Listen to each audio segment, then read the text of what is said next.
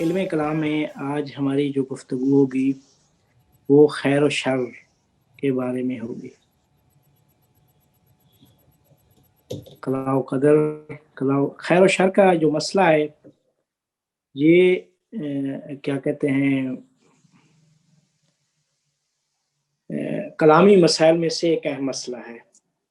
بہت ساری کلامی مسائل میں اس بحث کو موضوع گفتگو بنایا گیا ہے، اور فلاسفہ نے بھی متکلمین کی اتباع میں اس مسئلے کے متعلق بحث کی ہے۔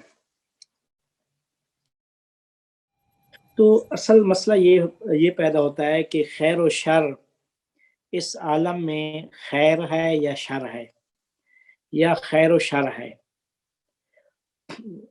سوال یہ اٹھتا تھا کہ اگر خیر اور شر دونوں اس عالم میں موجود ہیں تو اب خیر اور شر دو متضاد چیزیں ہیں، دو متضاد حقیقتیں ہیں، تو دو متضاد حقیقتوں کا ایک ہی حقیقت میں جمع ہو جانا ناممکن ہے۔ تو لہذا ہمیں تسلیم کرنا پڑے گا کہ جب خیر بھی ہے اور شر بھی ہے تو اس عالم میں ایک خالق خیر کا ہے اور ایک شر کا خالق ہے، تو ہمیں دو خالق ماننے پڑیں گے، ایک خیر کا خالق اور ایک شر کا خالق۔ ممکن نہیں ہے کہ ایک ہی ذات خیر و شر دونوں اس سے صادر ہوں، یہ ناممکن ہے۔ تو پھر ماننا پڑ جائے گا کہ ہم وحدانیت، کسی صورت میں وحدانیت کو نہیں مان سکتے، بلکہ لوگ ثنویت میں مبتلا ہو گئے، ثنویت کو اپنا لیا۔ ثنویت یعنی دوگانگی، دو چیزیں ہیں اس عالم میں۔ اب مسئلہ یہ تھا کہ نہیں، عرفاء فلاسفہ نے جو بات کی ہے اس کے متعلق فلاسفہ کہتے ہیں کہ عرفاء نے کہا کہ اس عالم میں ہم نے کہا ہے کہ وحدت الوجود ہے، اول سے آخر تک اس عالم کو وجود ہی نے احاطہ کیا ہوا ہے۔ جب وجود نے احاطہ کیا ہوا ہے تو اللہ وجود محض ہے، تو وجود محض سے ہی صادر ہو، وجود محض سے وجود ہی صادر ہوا ہے، تو وجود خیر ہے، اس اللہ سے بھی خیر صادر ہوا ہے، تو جو کچھ بھی اس عالم میں ہے خیر ہی خیر ہے۔ عرفاء نے یہ کہا کہ اللہ خیر مطلق ہے، کمال مطلق ہے، وجود مطلق ہے، تو اب اس اللہ سے سراسر وجود ہی صادر ہوا، اور ہم وحدت وجود میں قائل ہیں، تو وجود ہی ہے پورے کے پورے عالم میں۔ اس عالم میں خیر وجود ہے، اور وجود عدم جو ہے وہ شر ہے، اور ہم یہ کہتے ہیں کہ وحدت الوجود ہے، جب وحدت وجود ہے اور وجود واحد ہے، عالم میں پورے کے پورے عالم میں وحدت الوجود ہے، جب وحدت الوجود ہے تو خیر ہی خیر ہے۔ تو لہذا جو عرفانی نگاہ رکھتے ہیں پورے عالم کی طرف، تو وہ یہی کہتے ہیں کہ ما رأیت منہ الا جمیلا، جو کچھ بھی ہے جمیل ہے، وہاں سے جمال، وہاں سے ہے خوبصورتی، وہاں سے ہے، وہ خود بھی خوبصورت ہے، خوبصورتی کو دوست بھی رکھتا ہے، تو جو کچھ بھی اس سے صادر ہوا سارے کے ساری خوبصورتی ہے۔ تو پس اس عالم میں خیر ہی خیر ہے، جب خیر ہی خیر ہے تو ہم پھر یہ نہیں کہہ سکتے کہ خیر و شر اور اس کے پھر دوسرے لازمہ کے قائل ہو جائیں کہ اس عالم میں وحدانیت نہیں ہے بلکہ ثنویت ہے، یہ بات درست نہیں ہے۔ تو وہ ایک عرفاء کا اور جو عظیم روحانی درجے پہ فائز تھے لوگ، وہ یہ نگاہ رکھتے تھے کہ عالم میں سب کچھ جو کچھ بھی ہے وہ کمال و جمال مطلق ہے۔ اس عالم میں عدم نیستی نہیں ہے، وجود ہی ہستی ہے۔ نیستی جب ہوگی تو نیستی کے عالم ہے ہی نہیں، جو کچھ بھی جس سے ہم نیستی تصور کرتے ہیں وہ در حقیقت وہ جو ظہور ہے، وہ ظہور جو ہے وہ ایک چیز ظہور میں تھی، حالت ظہور میں وہ خفا میں چلی گئی، تو خفا میں جانے کو عدم کہا جاتا ہے، اور ظہور میں جانے کو کیا ہے، وہ وجود کہا جاتا ہے. ظہور رکھنا، ظہور ظاہر ہوا ہے یعنی وجود، اور خفا میں چلے جانا یہ عدم ہے. وہ عدم جو ہم تصور کرتے ہیں کہ نہ ہونا، وہ نہیں ہے اس عالم میں. تو پس سارے کا سارا اس عالم میں خیر ہی خیر ہے. جب خیر ہے تو شر کی کوئی گنجائش نہیں ہے. پھر سوال ہوتا ہے کہ یہ پھر اس عالم میں جو کچھ شر ہے جسے ہم شر تصور کرتے ہیں وہ پھر کیا ہے؟ یعنی آپ ایک ایسی چیز بات کر رہے ہیں کہ جو ہم دیکھ رہے ہیں اور آپ کہہ رہے ہیں نہیں ہے. ہم خود دیکھ رہے ہیں کہ شر ہے. جس طریقے سے فلسفہ اسلامی کی جو ابتدا ہوتی ہے کہ ہم دیکھتے ہیں اس عالم میں کچھ واقعیت، خارج میں دیکھ رہے ہیں کچھ چیزیں واقعیت اور حقیقت رکھتی ہیں، تو لہذا ہم حقیقت کے قائل ہیں. کہتے ہیں ہم بھی خارج میں دیکھ رہے ہیں کہ کچھ چیزیں شر ہے. جب شر ہے تو پھر اس کی ہم کس طرح توجیہ کریں گے. مثال کے طور پہ مثلا کہتے ہیں کہ ہم دیکھتے ہیں زندگی خیر ہے، لیکن زندگی کا نہ ہونا، وہ عدم جو ہے وہ شر ہے. اور دیکھتے ہیں موت واقع ہو رہی ہے لوگوں پہ، لوگ مر رہے ہیں. جب مر رہے ہیں تو اس کا مطلب ہے اس عالم میں شر ہے. یا بیماری، صحت و سلامتی کیا ہے؟ یہ ایک خیر ہے، وجود ہے. صحت و سلامتی کا نہ ہونا کیا ہے؟ یہ شر ہے. تو اب دیکھ رہے ہیں کہ لوگ بیمار ہو رہے ہیں، وبا نے پورے عالم کو لے لیا کرونا نے. تو اب شر تو ہے اس عالم میں. مصیبتیں، آفتیں، زلزلے، وبائیں، یہ بہت ساری چیزیں، درد و رنج، مساوات، عدم مساوات، شیطان، نفس امارہ جو انسان کو برگلاتا ہے، یہ سارے کے سارے اس عالم میں موجود ہیں. جب موجود ہیں تو پھر کس طرح ان کو رحمت و قدرت الہی کے ساتھ ہم آہنگ کر کے ثابت کیا جائے؟ ان کو کس طریقے سے ہمارے پاس اس کی کیا توجیہ ہے؟ لہذا کہتے ہیں کہ انہی چیزوں کو مد نظر رکھ کر بعد لوگوں نے اس شر کے، اس عالم میں شر ہے تو اللہ کے نظام احسن اور اس کی حکمت بالغہ پر اعتراضات اٹھائے ہیں. اللہ نے فرمایا انا خلقنا الانسان فی احسن تقویم. اللہ نے اس یہ جو نظام بنایا جو کن سے وجود میں آیا، کن وہی وجود ہے کہ کن یعنی وہی وجود عالم کا. تو یہ عالم کا جو وجود ہے یہ سارے کا سارا نظام احسن ہے. تو نظام احسن میں جب شر ہے تو کس طریقے سے ایسے نظام اور ایسے سسٹم کو ہم نظام احسن کہہ سکتے ہیں؟ اور اس کی پھر لوگوں نے اعتراضات اٹھا دیے اس کی اللہ کی حکمت حکیم ہونے پہ، حکمت بالغہ پہ بہت سارے اعتراضات ہوئے. اچھا، کچھ لوگ ثنویت میں گرفتار ہو گئے، کچھ نے کہا نہیں، جب خیر بھی ہے شر بھی ہے تو اس کا مطلب ہے کہ اس عالم میں ایک وجود نہیں ہے، دو وجود ہیں. ایک خالق نہیں ہے، دو خالق ہیں. بعض ثنویت میں مبتلا ہو گئے اور پھر دلیل دی کہ نہیں. کیوں ثنویت کے قائل ہیں؟ اس وجہ سے کہ موجودات جو پائی جاتی ہیں اس عالم میں یا وہ خیر ہے یا شر ہے. خیر اور شر میں تضاد پایا جاتا ہے، تباین ذاتی، ذاتاً خیر و شر آپس میں متضاد چیزیں ہیں. جب متضاد ہے تو ممکن ہی نہیں ہے کہ ان کا خالق ایک ہو. ایک سے یہ دو متضاد چیزیں نہیں صادر ہو سکتی ہیں. تو لہذا ان دونوں کا ایک ہی فاعل سے صادر ہونا ممکن نہیں ہے.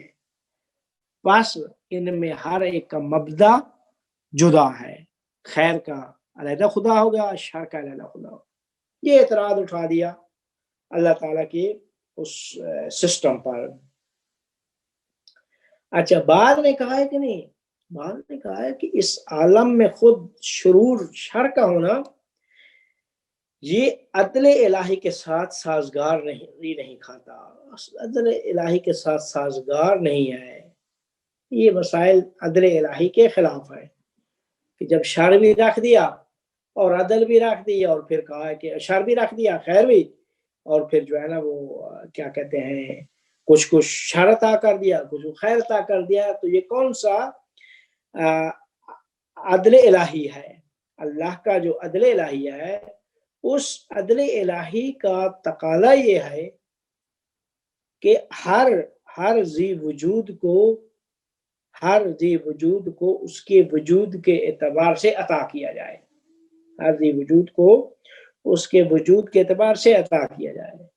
اور آپ جب کہہ رہے ہیں کہ جو ہے نا وہ خیر و شر، اور لوگوں کو عالم میں کچھ کو شر دے دیا کچھ کو خیر، تو یہ کس طرح کی عدالت ہوئی؟ یہ عدل الہی کے ساتھ سازگار نہیں ہے۔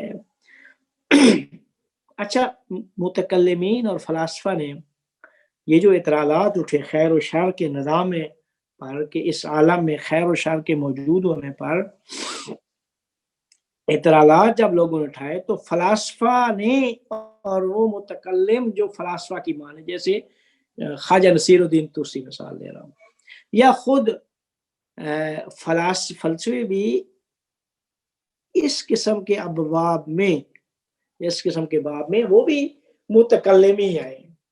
اللہ صدرہ نے بحث کیا ہے، ابن سینا نے کی ہے، بہت سارے لوگوں نے کیا ہے۔ تو انہوں نے آپ کو بتایا کہ فلاسفہ نے نہیں، یہ جو کچھ آپ شر دیکھ رہے ہیں شر نہیں ہے۔ پھر انہوں نے شر کی حقیقت بیان کر دی کہ آپ پہلے شر کو سمجھیں، شر کی حقیقت کو سمجھیں، پھر آپ کو معلوم ہو جائے گا کہ اس عالم میں کیا اللہ سے خیر صادر ہوا ہے یا شر صادر ہوا ہے۔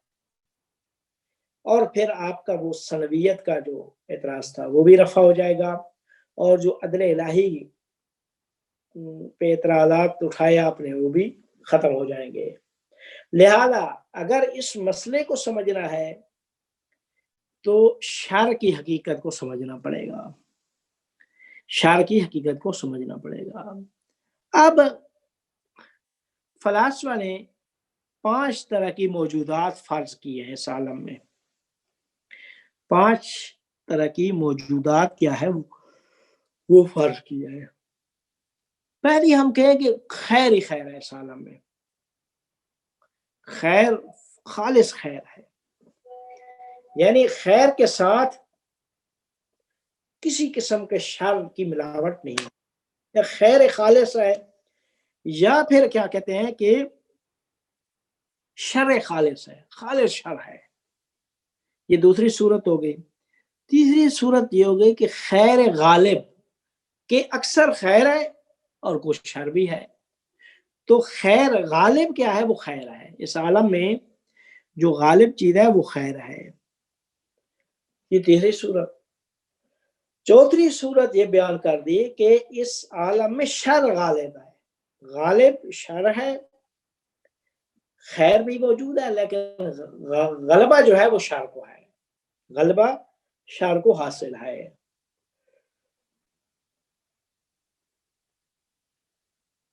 اب 5ویں جو صورت بنائی وہ یہ ہے کہ یا ہم یہ کہیں کہ خیر اور شر 50-50 ہے، 50% خیر ہے، 50% شر ہے اس عالم میں۔ تو کہتے ہیں کہ یہ 5 صورتیں اس مسئلے کی بنتی ہیں۔ فلاسفہ نے 5 صورتیں بنا کر ایک صورت کو رد کر کے پھر جو قابل قبول صورت تھی اس کو کیا ہے واضح کیا ہے۔ فلاسفہ بیان کرتے ہیں کہ وہ جو دوسری صورت آپ نے بیان کیا ہے کہ اس عالم میں خالص شر ہے یا غالب شر ہے، یہ 2 صورتیں جو ہے نا، اور حتیٰ کہ خیر و شر کا 50-50 ہونا، یہ تیسری 3 صورتیں وجود نہیں رکھتی اس عالم میں۔ ہم نہیں کہہ سکتے کہ اس عالم میں شر ہی شر ہے، خالص شر، یا یہ بھی نہیں کہہ سکتے بالبداہہ بالوجدان، ہم سمجھتے ہیں، وجدان سے ہم سمجھ رہے ہیں، ہمارا وجدان گواہی دے رہا ہے کہ یہ بات درست نہیں ہے کہ ہم کہیں کہ اس عالم میں شر ہی شر ہے، یہ بھی غلط ہے۔ اور یہ بھی نہیں کہہ سکتے کہ شر ہے اور شر اکثر شر ہے، غلبہ شر کو حاصل ہے لیکن کچھ خیر بھی ہے، یہ بات بھی ہم نہیں کر سکتے۔ اور تیسری جو صورت ہے کہ خیر اور شر 50-50 ہے، مساوی ہیں، تو یہ تینوں صورتیں کیا ہیں وجود نہیں رکھتی ہیں۔ ہمارے پاس 2 صورتیں بچ جاتی ہیں، یا خیر خالص خیر ہے یا خیر کو غلبہ حاصل ہے۔ یہ دو صورتیں بات چاہیے کہ اس عالم میں خالص خیر ہے یا کیا ہے خیر کو غلبہ حاصل ہے، یہ دو صورتیں بچ گئے۔ اب جب کہتے ہیں کہ خالص خیر ہے یا غالب خیر ہے، یہ دو صورتیں ہمارے پاس ہیں۔ اب ہم پلٹتے ہیں اللہ تعالیٰ کی طرف سے کہ جہاں سے اس نظام احسن کو وجود عطا ہوا ہے، یہ نظام احسن جو جس کو وجود عطا ہوا ہے اس کی طرف پلٹتے ہیں، تو کہتے ہیں کہ اللہ تعالیٰ خیر محض خیر خالص ہے۔ خالص خیر جو ہے وہ اللہ تعالیٰ کی ذات ہے، کمال مطلق، جمال مطلق، وجود مطلق، خیر مطلق کیا ہے وہ خداوند کریم ہے، اور جب وہ خیر ہے تو اس سے ہر چیز صادر ہونے والی خیر ہے، اس سے جو کچھ عالم بالا میں چیزیں آئی ہے وہ ساری کی ساری خیر ہے۔ اچھا، جو یہاں اس عالم، چونکہ عالم تزاحد و تواہم ہے، تزاحم و تضاد، عالم مادہ جو ہے اس عالم تضاد و تزاحم ہے، وہاں جو اوپر صورت حقیقت ہے وہ ساری کی ساری خیر ہے۔ اللہ سے، اللہ چونکہ خالص خیر ہے تو اس سے خیر ہی صادر ہوا ہے، اور وہ چیزیں جب یہاں پہنچتی ہیں اس عالم مادہ میں، پردے حائل ہوتے ہیں، عالم مادہ میں پہنچتی ہیں، تو عالم مادہ میں پہنچنے کے بعد جب وہ ہمیں دیکھتی ہیں تو ہماری نسبت اس عالم میں وہ شر بن جاتی ہیں۔ لہذا کہتے ہیں شر کا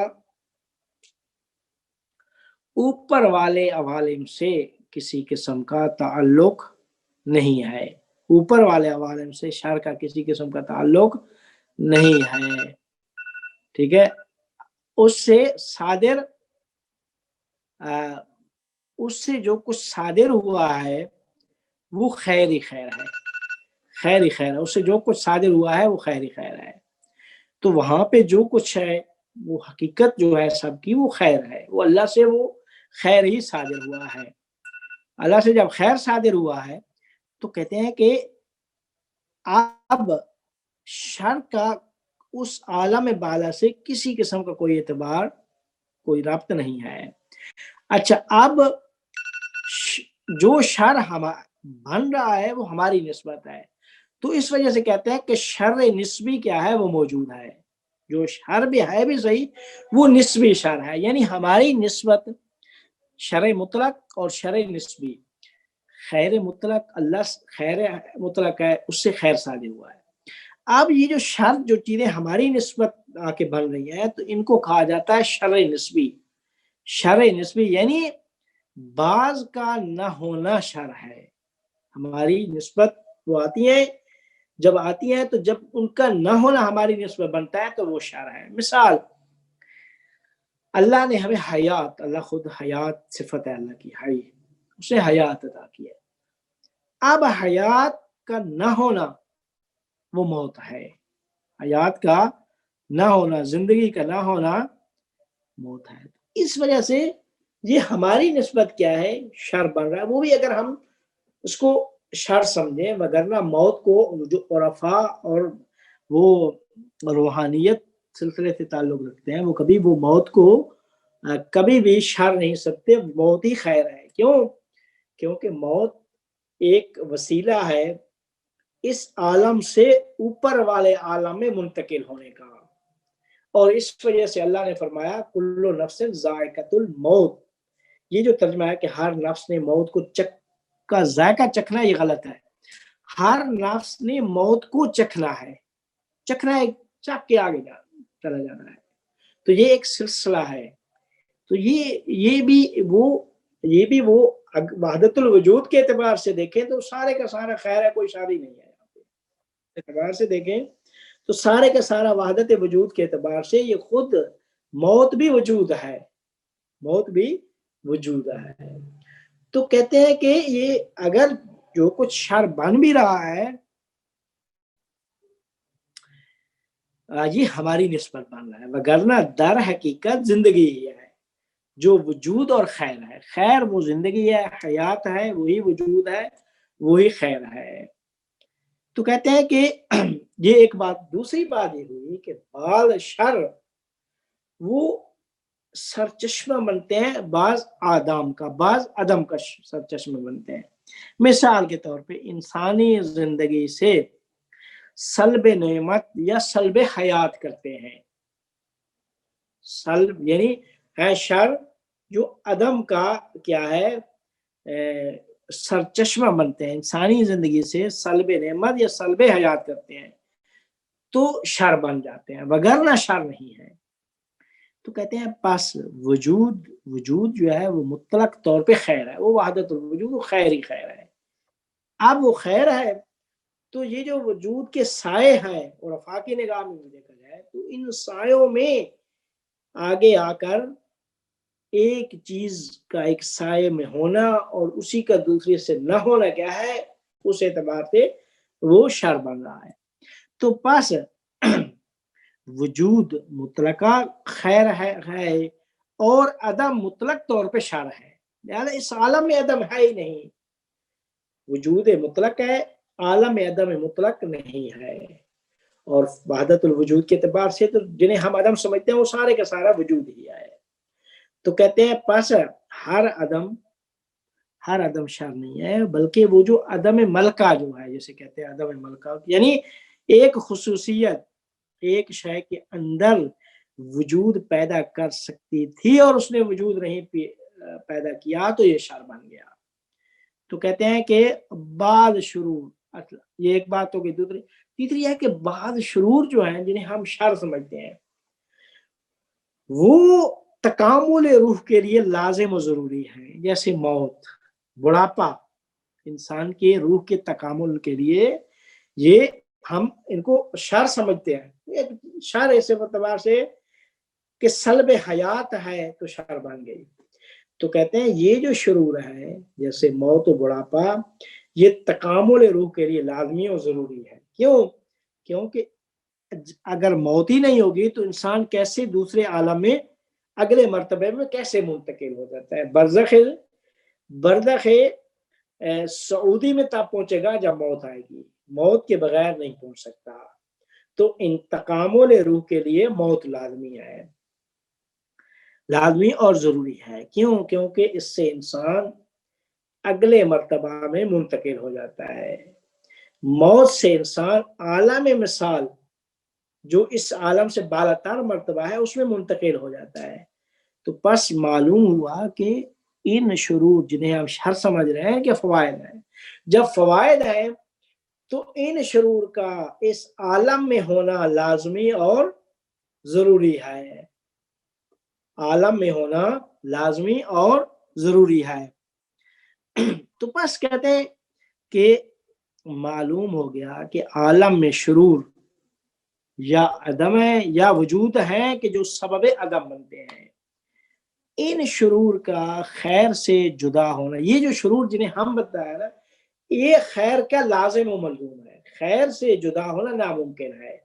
کیوں؟ یہ وہی ہو گئی ہے پھول کا کانٹوں کا پھول سے جدا ہونا ناممکن ہے. پھول ہے تو کانٹے ہیں، کانٹے ہیں تو پھول. تو کہتے ہیں کہ کیونکہ یہ شروع اس خیر میں تکامل کے لیے ضروری ہے، لہذا ان شرور کا خیر سے جدا ہونا ناممکن ہے اور ان کا نہ ہونا عالم کے نہ ہونے کا سبب بنتا ہے. کیوں؟ اللہ نے عالم کو جو بنایا ہے جو خیر ہی خیر ہے اس کے اندر شرور کو اس وجہ سے رکھا ہے کہ وہ خیر بنتے ہی تب ہے جب یہ شرور ساتھ ہوتے ہیں. خیر بنتے ہی تب ہے، نظام احسن تب بنا کہ جب اللہ نے انسان کے ساتھ ساتھ وہ جو دوسرے جانور ہیں ان کو بھی بھیج دیا، دوسری چیزیں جو انسان کے لیے مفید نہیں ہیں وہ بھی بھیجی. تو کہتے ہیں کہ ان کا نہ ہونا عالم کے نہ ہونے کا سبب بنتا ہے. تو عالم کے وجود کے لیے ان شرور کا ہونا لازمی اور ضروری ہے.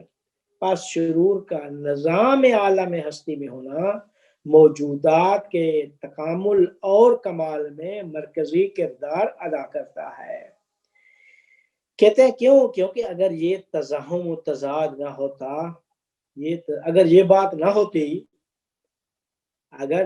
نہ ہوتی، یہ تراہم اور یہ تضاد جو اس عالم میں ہے، کہ اس عالم میں تضاد ہے، تزاحم ہے، تزاحمات کا عالم ہے، اگر کہتے ہیں یہ چیز نہ ہوتی تو جو صورت مادہ پر عارض ہو گئی تھی وہ ہمیشہ کے لیے باقی رہ جاتی، ہمیشہ کے لیے باقی رہ جاتی، اور مادہ دوسری صورت کی قابلیت پیدا نہ کر سکتا۔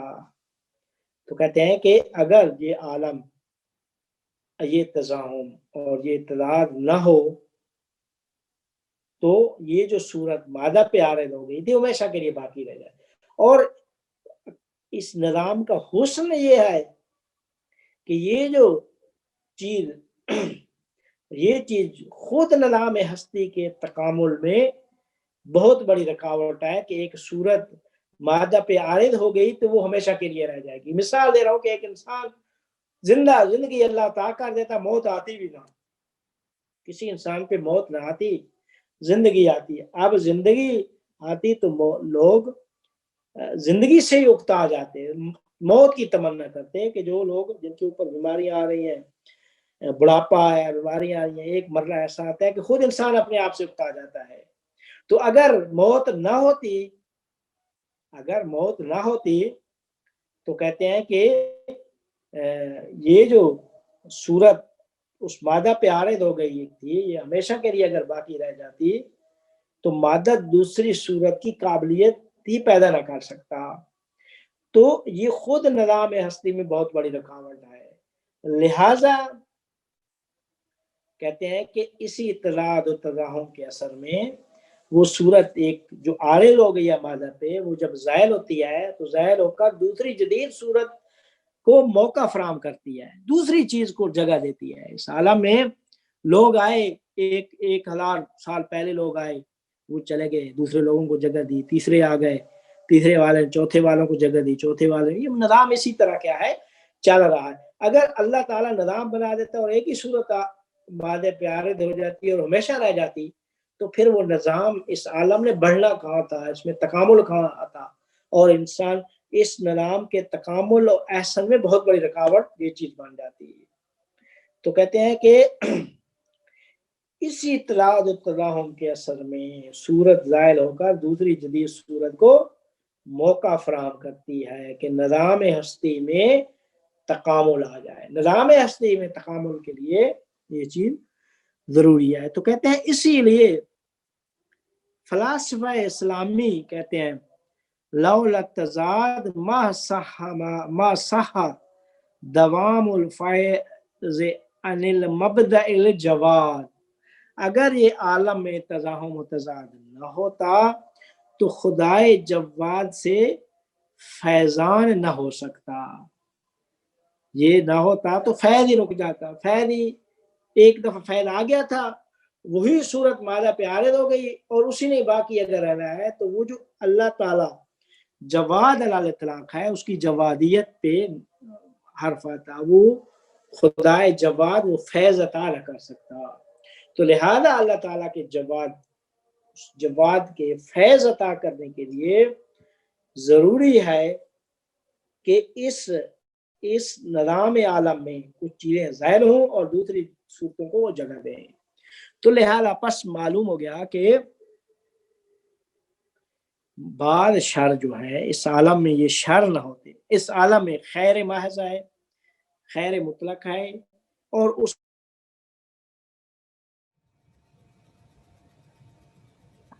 یہ ویسے ڈسکشن فاضل صاحب کی وہ عزیر صاحب کی ڈسکشن سے بھی ریلیٹڈ ہے جو انہوں نے اپوزٹس کے بارے میں ڈسکشن کی تھی، کیونکہ وہ اس میں تھا نا کہ اب وہ ایک صورت دوسری صورت میں ڈھل اسی لیے رہی ہے کیونکہ اپوزٹس یہاں کنسائڈ نہیں کر سکتے نا، عالم مادی میں اکٹھے نہیں ہو سکتے، تو صورت نے بدلنا بھی ہے، تو ایک کی نفی ہوگی، ایک کی نفی دوسرے کا اثبات، تو اس وجہ سے بھی مطلب ایک چیز چھٹنی ہے اور دوسری چیز پھر ایکوائر ہوگی، خاص طور پہ تب جب وہ ایک دوسرے کے اپوزٹس ہوں، کیونکہ دونوں کا مطلب ایک ہی حالت میں دونوں کی مینیفیسٹیشن یا تجلی ہونا وہ ممکن نہیں ہے عالم مادی میں، دو اپوزٹس مینیفیسٹیشن کنسائڈ نہیں کر سکتی، اسی کے نتیجے میں پھر یہ ہماری نسبت شر پیدا ہوتا ہے، of course relative to us in relationship with us. بہت اچھا پوائنٹ آپ نے، بڑا اچھا نقطہ آپ نے پوائنٹ آؤٹ کیا. سورج مجھے یہی لگتا ہے کہ وہ جب تکرار ہوگی نا دو تجلیوں میں، کہ ایک کی تجلی جو ہے وہ ہو جائے تو دوسرے کی نہیں ہو سکتی، یہ شاید اصل وجہ ہے شر کی، کیونکہ وہ ایک ہی حالت میں دونوں کی مینیفیسٹیشن تو نہیں ہو سکتی نا، اگر خاص طور پر اگر وہ اپوزٹس ہوں. تو جو کہ اپوزٹس اکٹھے نہیں ہو سکتے اس عالم مادی میں، شاید یہ وجہ ہے شر کی اصل میں. بڑا اچھا پوائنٹ ہے، یہ سوال جواب میں پوچھا جا سکتا ہے. جی جی جی. جی فاضل صاحب، کوئی سوال جواب کا مرحلہ آیا بھی نہیں؟ جی بس میں آخری نقطہ بیان کر دوں کہ عالم سے عالم خیر ہے، خیر سے اس عالم بالا میں خیری خیر ہے، جو شر ہے وہ ہماری نسبت ہے. ان کو فلاسفہ کہتے ہیں شر نسبی. تو کہتے ہیں کہ یہ جو شر نسبی ہے ان کا نظام احسن میں ہونا ضروری ہے، یہ نہ ہو تو نظام احسن کے تکامل کے لیے ضروری ہے. نظام میں تکامل نہ آئے، نظام وہیں پہ رک جائے، تو نظام میں جو صورت مادہ پہ عارض ہو گئی تھی وہ ہمیشہ کے لیے باقی رہ جائے. وہ اللہ کے جواد فیاض اللہ طلاق اس پہ بھی حرف آ سکتا تھا. تو اس وجہ سے اس عالم میں اللہ نے کچھ شرور نسبی اس عالم میں رکھی جو نظام احسن کے لیے ضروری تھی. اللہ سے جو کچھ بھی صادر ہوا سارے کا سارا اس عالم بالا میں خیر ہی خیر ہے. یہ تھا وہ. اب سوال جواب جسے کرنے.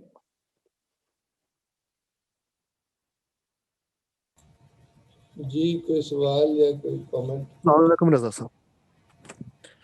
یہ جو اپوزٹس کی بات ہے تو یہ کہنا درست ہوگا کہ ان کا جو وجود یہ اس لحاظ سے بھی لازم ہے کہ کسی چیز کے کمال تک پہنچنے کے لیے اس کی جو ضد ہے اس کی موجودگی بھی ہمارے لیے صاحب رحمت و برکت ہے. کہ آپ بلیک اینڈ وائٹ کو ساتھ ساتھ رکھیں گے تو یہ دونوں یعنی کہ نمایاں ہوں گے اور اپنی پوری خوبصورتی میں یہ ہمیں محسوس ہوں گے. اور زندگی میں جتنی مشکلات ہوتی ہیں اگر وہ نہ ہمارے لیے ہوں تو ہم بھی کبھی اپنی کمال کی طرف جا نہیں سکتے، پہنچ نہیں سکتے. بالکل یہی بات ہے. یعنی اس عالم میں یہ ساری کی ساری اس عالم میں جس میں ہم رہ رہے عالم تعدد اس میں بہت یہ ضروری ہے. یہ ان کا وجود ناممکن ہے، اس عالم سے جدا ہونا ناممکن ہے ان کا. لیکن مسئلہ یہ تھا کہ آیا ان کا عالم بالا سے بھی کوئی رابطہ ہے یا نہیں ہے. تو کہتے ہیں نہیں، عالم بالا میں سب کا سب خیر ہے. اس عالم میں چونکہ ہم عالم آیا ہے تو ہمارے لیے جو ہے نا وہ کچھ چیزیں اگر تضادات نہ ہوں تو کچھ چیزوں کی معرفت ہی نہیں حاصل ہو سکتی. تو اس چیزوں کے لیے تکامل کے لیے بہت ضروری ہے چیزیں.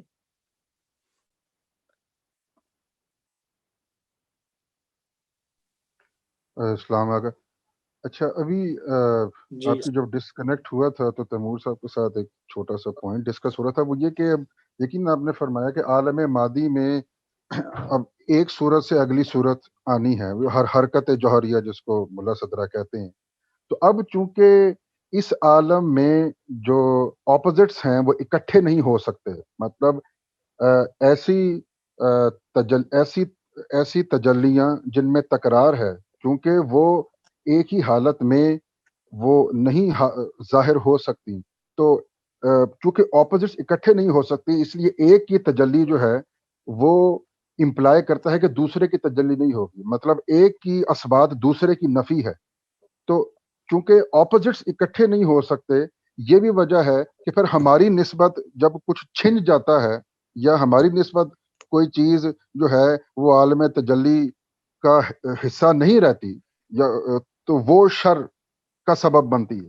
تو کیا وجہ یہ ہے کہ حرکت جوہریہ تو ہے لیکن اس میں چونکہ اس عالم مادی میں جو تضادین ہیں وہ جمع نہیں ہو سکتے، اپوزٹ صورتیں اکٹھی نہیں ہو سکتی، یہ اصل میں سبب بنتی ہے شر کا. کیا یہ کمنٹ ٹھیک ہے؟ اس میں اگر آپ کو فردر کوئی اگر آپ کریکشن کرنا نہیں ہاں یہ سبب شر کرے، یعنی اسی کو ہی ہم شر سمجھتے ہیں کہ مثلا حیات ہے تو حیات ختم ہوئی تو موت آ گئی، تو موت کو ہی ہم پھر شر سمجھ لیتے ہیں، تو اس کو شر نسبی کہا جاتا ہے۔ لیکن جو ہے نا وہ تجلی لا تکرار فی التجلی، تجلی جو ہے وہ تجلی ما امرنا الا واحدہ، تجلی میں تکرار نہیں ہے۔ اس عالم بالا میں جو بھی تجلی ہوئی ہے اور تجلی سے پورا عالم وجود میں آیا ہے وہ سارے کا سارا خیر ہے۔ وہ خیر بنایا جب عوالم میں بات پہنچی، تو جب عالم مادہ کی تخلیق ہوئی تو عالم مادہ میں ہی جو ہے نا وہ چیزیں جو تھیں وہ رکھ دی گئیں تاکہ انسان کے تکامل کے لیے ضروری تھی، ان کا وجود جدا ہونا ناممکن۔ یہ بات ہے اصل۔